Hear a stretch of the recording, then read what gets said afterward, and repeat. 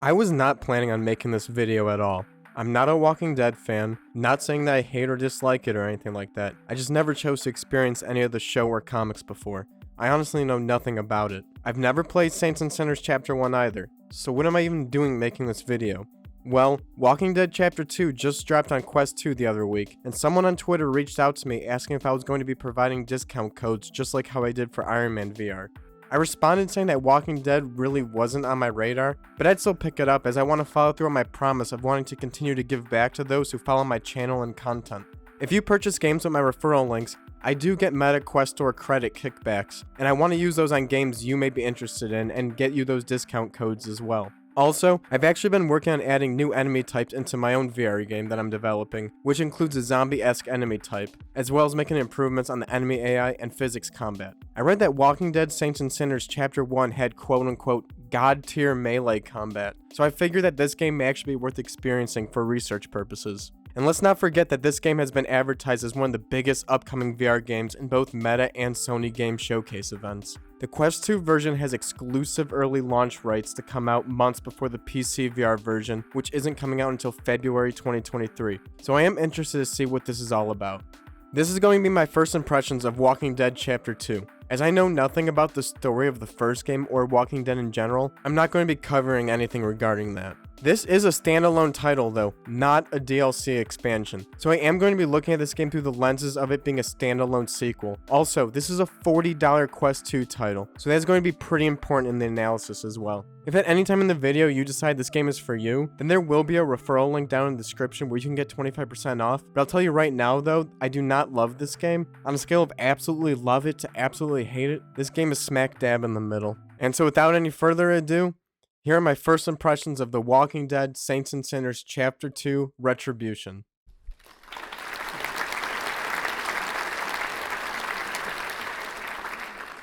After booting the game up, you are presented with a story so far comic sequence explaining the events of the first game. After the recap, you are brought to the title screen where you can begin a new game or play through the tutorial. Now here I feel like there's an immediate red flag. This says play tutorial original. As someone who has never played Chapter 1, this is fine as I have nothing to compare it to. But this is a standalone title. Is this really just the same tutorial from Chapter 1 copy-pasted into this game? This is a standalone sequel game, not a story DLC. Is there really no new mechanics to tutorial the player on? For a $40 sequel, I would expect the gameplay mechanics to be expanded upon from the first game.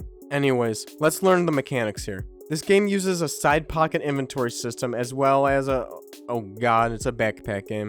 I get why some games go this route for inventory systems, but I generally don't really like backpack VR games as they feel unnatural to me. Hell, the first thing I did with my game after integrating Hurricane VR was immediately remove the built-in backpack system.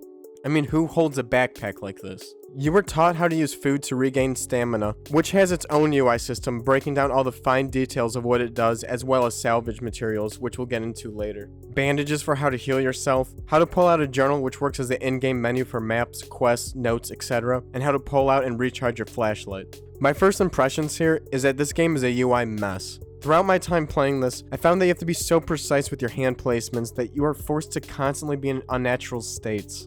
Want to pick up an item on the ground? Oops, accidentally grab your gun and fire it around. Try to grab your flashlight but accidentally grab your journal, etc. And the journal itself takes some time getting used to as well. I think you can't hold it too close to your face or else it gets the finger interactions all messed up, which is difficult when actually trying to read the journal. As far as melee combat, you can only really kill enemy zombies by destroying their brains, so only their heads have hitboxes. In a way, this makes sense and actually does feel really good when your hand connects with the head because the zombies will attach to your weapon and move along with the motion. But I feel like this comes at the expense of not being able to really hurt them with body shots. The zombies can also attach to you and you are forced to shake the controllers to shake them off. Nothing really crazy. Gun ammo is its own UI slot in front of your waist, adding more UI clutter and more chances of grabbing things you're not intending to. Towards the end of the tutorial, there is a guy here looking like he wants to talk. I decided to shoot him instead to see if I could break the game, but another one just walked around the corner. I have to give a gold star here because after killing the guy for the third time, a prompt displayed saying tutorial guy will remember this. I do absolutely love stuff like this, so definitely 2 thumbs up here. But keep in mind here, this is just the tutorial from the first game. None of this may be new to you. Okay, so now that we're done with the tutorial, let's finally start a new game. As you can see, there's an option to start a clean game or import a save file. We'll get to more about the save import later, but it's another red flag I have about how much of this game is actually new. The game opens up with a cutscene where you are sitting down at a fire, where a character is hitting you with story narrative. Since I was playing the game in standing mode, this scene right out the gate was immersion breaking for me as the ground was at my waist. The follow-up scene has you riding a boat in flooded New Orleans, where more story is being delivered to you. Again, the in-game character is sitting in the boat, while I'm playing in standing mode. If you were going to offer both sitting and standing mode, I think it's pretty important for the cutscenes like this to reflect the current play mode and use properly, or else it's distracting and easily breaks the immersion. After the boat ride, we are back at the campfire. This is just way too much cutscene in my opinion. Upon starting a new game, it takes about 8 minutes to finally get into part of the game where you can actually move around, which I feel is much too long for a VR game. The first real gameplay scene has you in this room, where your companion is on the second floor because you fell when the floor collapsed. He hooks you up with some weapons as zombies start flooding in, and you are pretty much tasked with escaping the building. The building is dark and you rely mostly on your flashlight, so I'm going to skip around some of these parts as it is a bit hard to see. As you can see here, I spent some time exploring the bathroom, looking at all the items left around to pick up. Out in the hallway though, I encountered the zombie AI getting stuck, which is telling me a lot about this $40 title. And being a survival horror game, this doesn't help create a very scary experience. Since I had the zombies stuck, I wanted to test to see if the heads are really the only hitboxes they have. As you can see, they don't even flinch at body shots. Of course this is an intentional design choice, but I don't know if I agree with it. Half the time when I shake to recharge my flashlight, it doesn't actually restore power. As you can see here, when reaching for the flashlight, sometimes I accidentally grab the gun. This type of UI just feels so cluttered. I found the climbing in this game to be fantastic. As you can see when I climb the shelf, the very top pulls you up automatically and it is done in such a fluid motion. This is definitely one of the best systems in the game in my opinion. However, what I don't understand is the ladder in the same room. God knows why, but for some reason they blocked off the top of the ladder and you have to shimmy over to the shelf ledge. For a game that has a really good top of climb mechanic, why is this not built into the actual ladder?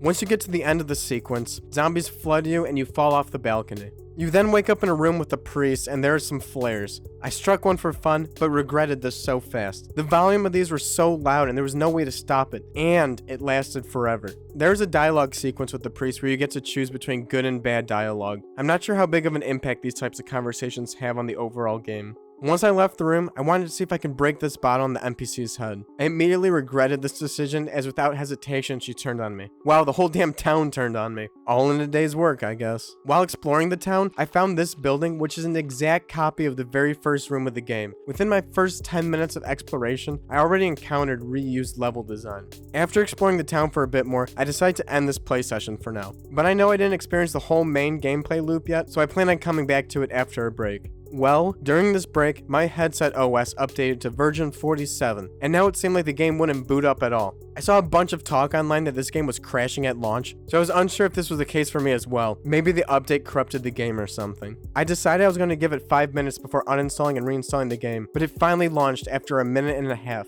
I'm not sure if I had to rebuild its entire database after the OS update, but I was honestly very surprised that it actually loaded. What the f***? I feel offended. I have to start back at the very beginning? I guess I didn't make as much progress as the developers would have liked. Why not have a save point after the balcony collapse story beat?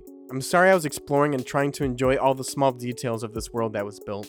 Well, I guess I may as well speed run through this to get back to where I was. Okay, back to the balcony. Don't piss this guy off. Grabbing my stuff. Stupid ass backpack game. Go downstairs. I didn't want to turn this town against me again, so I try to give this lady a shoe I found. I even try to put it on for her. And then she begins to shoot me. There really are just some people you can't please. I made my way to the destination my journal said to go, where there's this boat with a map, so this is looking like the game's travel system. After looking up the map from the first game, this is looking largely like the same map, but there do seem to be some more destinations, which is good. The resting place is your home base, which is located in a cemetery, it seems. I get the vibe that this is the same resting place as the first game, so if you already played that, you would be familiar with this as well. Again, another reason I feel this should have been DLC.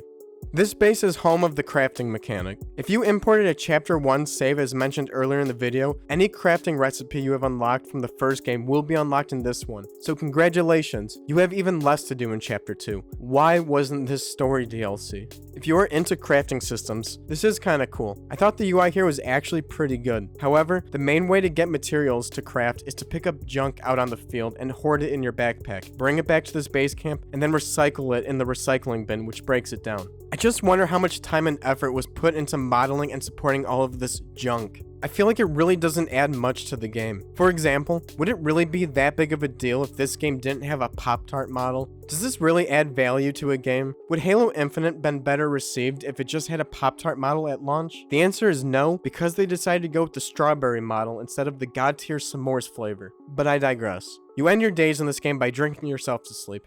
I'm going to take a wild guess and say this is probably the same as the first game. Continue to follow the quests in your journal and you meet some new characters, and then you are tasked with your next quest. I'm starting to get a feel for the gameplay loop here. Basically, you just go on quests and pick up junk along the way to build better upgrades so you can survive longer to pick up more junk. When you die out on the field, you lose everything you were carrying in your backpack, and you can go back to the spot you died to retrieve it. All in all, this is an alright survival horror game. Graphics on the Quest 2 aren't that great, so an experience like this may actually be better suited for PC VR or the upcoming PlayStation VR 2. I just feel like this game should have been a story DLC for the first game, but has only been released as a standalone version, mainly for just another marketing push. From the looks of it, it seems to me that you may actually get more value out of this game if you have not already played the first one. I think being a Walking Dead fan has a pretty decent factor here for how much you may actually care about the story contents of this game. But as a sequel, I feel like this game is just largely more story content. After doing a bit of research, it seems like there is only one new enemy type and 2 new weapons in this game. I don't see any new mechanics being introduced here, and a lot of reused content. If you think I'm full of crap and this game looks fun to you, then I will leave the referral link I have from purchasing the game down in the description so you can at least get 25% off. I don't think I'm going back to this one personally, but I can see this being appealing to a certain audience. And again, in my opinion, there seems to be a lot more value to be had here if you have not already played the first game. If you don't care about the Walking Dead story and are just looking for a survival horror game on Quest 2, then I wouldn't worry about playing the first one first and just jump straight into this one. As far as the crafting recipe system, it's all the same anyways, proven by the save import feature. Let me know your thoughts down in the comments below. Have you picked up The Walking Dead Chapter 2? Does this look like the same game as Chapter 1? Should this have been story DLC? If you like this video, make sure to hit like and subscribe. Also, feel free to join the Discord server using the link in the description below, and join the community where you can stay up to date on the release of these videos and help influence what games I pick up next and get discount codes for you all. If you made it this far in the video, then thank you for watching, and I'll see you next time.